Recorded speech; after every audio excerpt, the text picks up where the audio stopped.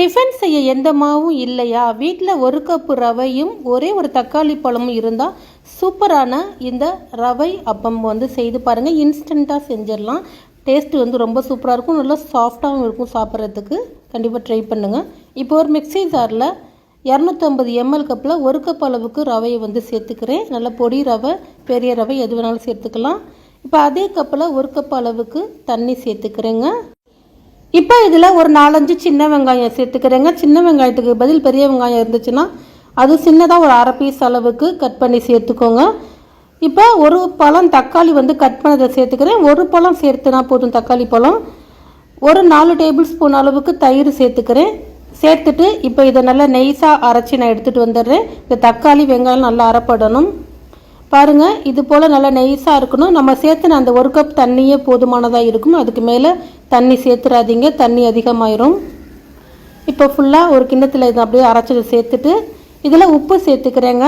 உப்பு ஒரு ஸ்பூன் அளவுக்கு சேர்த்துட்டு நல்லா மிக்ஸ் பண்ணிக்கிறேன். இது போல் மிக்ஸ் பண்ணிவிட்டு இதை மூடி போட்டு ஒரு 5 நிமிஷம் வச்சிடலாம். ரவைங்கிறதுனால கொஞ்சம் ஊறி வந்தால் ஆப்பம் செய்கிறதுக்கு நல்லா இருக்கும், சாஃப்டாக.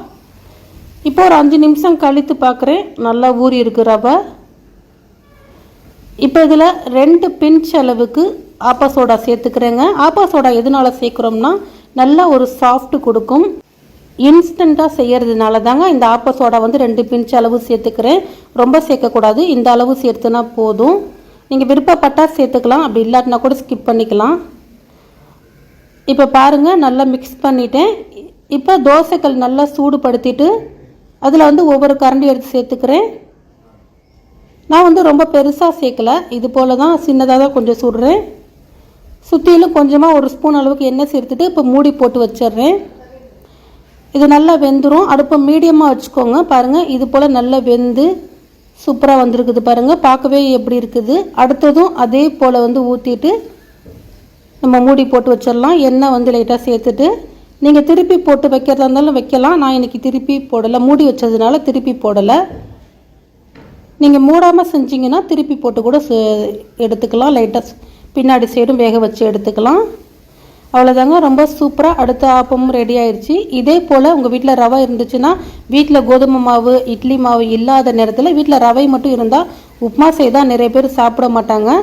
அதனால் இது போல் சூப்பராக இன்ஸ்டண்ட்டாக ஒரு ஆப்பம் ரெசிபி செய்து கொடுங்க. நல்ல சாஃப்டாக டேஸ்ட்டு ரொம்பவே சூப்பராக இருக்கும். பாருங்கள் எந்த அளவுக்கு சாஃப்டாக இருக்குதுன்னு.